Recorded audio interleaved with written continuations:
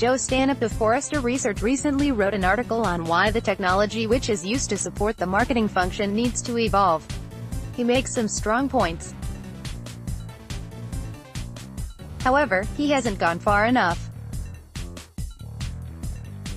It is not just the technology that needs to change, but it is the fundamentals of how marketing is conducted today that really needs to be transformed at its core. As Albert Einstein said, we can't solve problems by using the same kind of thinking we used when we created them. Current marketing strategy is reaching breaking point. The role of marketing has always been to connect a company and brand with its audience in a way that establishes brand affinity. By achieving this, companies raise the likelihood that the individual will buy into their proposition. However, the way to achieving this has always been highly company-centric, where communication and engagement is sought based on the needs and goals of the organization, rather than that of the consumer. The view being that if we offer something of interest and it is relevant, then consumers will be thankful for the company interrupting their lives with an advertisement or communication. Move forward to the modern day, and this approach is clearly starting to fail.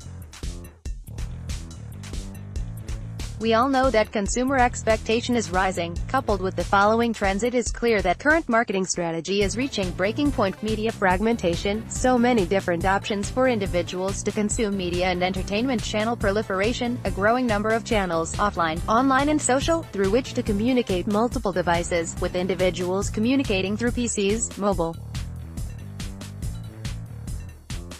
phones and tablets. Advertising saturation, the average U.S. citizen exposed to over 3,000 messages daily. Explosion in the number of messages sent and received, with the average person receiving over 180 emails per day. A diminishing, or perhaps more demanding, attention span. Increased mental opt-out, as an individual's attention is not gained and therefore messages fail to be memory encoded, i.e.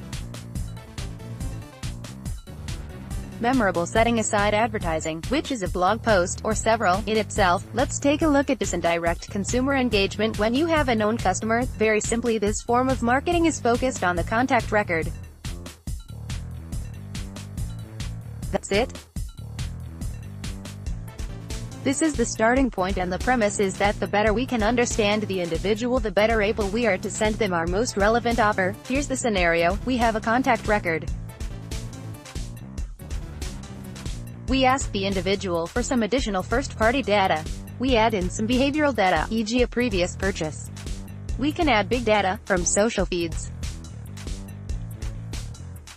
We can even apply some unstructured data, e.g.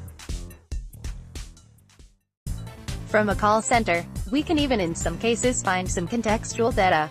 In fact, we can add and apply any data we can capture.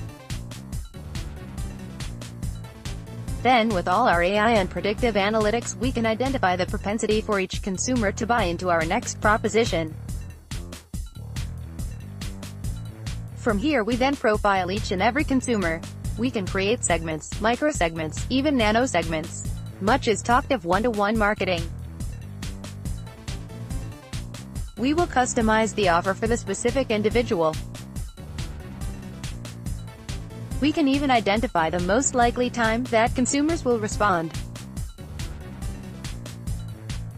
We then push out communication and offers on our terms, knowing that we have optimized the likelihood of a response and made the offer as relevant as possible to the individual who will be receiving our communication. That's it, the smartest marketing we can do. So how well is this working? Well, there are tons of stats out there. Here's some data from MailChimp. In summary, they generally find email open rates around 25% and a click-through rate of just 2 to 3%. So, 97% of individuals are just not interested, and this is the smartest marketing we can do. Even with the best AI and self-learning programs in the world, how much better do we think we can do? In all honesty, this is the equivalent of a lemming standing on the edge of a cliff. If this is the best you can do, there really is nowhere else to go but down, with lower and lower click-through rates being achieved. Put yourself in your customer's shoes. So, what should modern marketing really look like? The way to approach this is to put yourself in the shoes of your prospective and current customers and to identify what you really believe their needs, expectations and aspirations are. Here are some thoughts. Consumers don't want to be disrupted. Based on company goals, consumers desire to be able to choose when they engage, and in what form they wish to engage. Device, channel. They are weary and oversaturated with direct engagement. Consumers want offers in the moment when it makes sense to them, not the brand. Consumers want to receive compelling and rewarding experiences. It is not just about what you offer but about how you offer it. Consumers want to be able to define how their engagement unfolds. They want control. They want to define their own journey. Consumers want to be rewarded for their engagement. There has to be mutual value in the exchange. Consumers are happy to engage and respond to brands that are distinctive, fun and valuable. Consumers want a continuous relationship on their terms. To deliver against these expectations, modern marketing must place experience design at the core, both in terms of advertising as well as direct communication. So, what is experience design? Very simply, it is developing an experience that the consumer will value, but where value is not constrained by a specific offer. Consumers value experiences that are interesting, informative, fun, artistic, shareable, curious and even humorous, as we are potentially providing a good deal or a chance to win. If these experiences are valuable, then you don't have to push them out as communications. All you need to do is to make them available, to invite individuals to engage, to participate, to respond. These invitations can be provided in many ways, both when the consumer is known and also when they are unknown. You also don't have to limit who you are making the experience available to. This can be achieved in so many ways: QR codes, through Shazam, via packaging, display ads, via notifications, etc. There are two key additional brand benefits. 1. When an individual responds to an invitation, you are in the moment. You have contextual data like time of day, location, weather, etc., so you can make each engagement highly relevant, compelling, fun and most importantly valuable. You can also pull through CRM data in real time, when customers are known, to make experiences truly smart. 2. You are also mass marketing. There is no reason to limit your invitation to a specific segment. You can position yourself to the entire category. When 50% of your business may come from casual or very infrequent purchases, you can influence these consumers as well.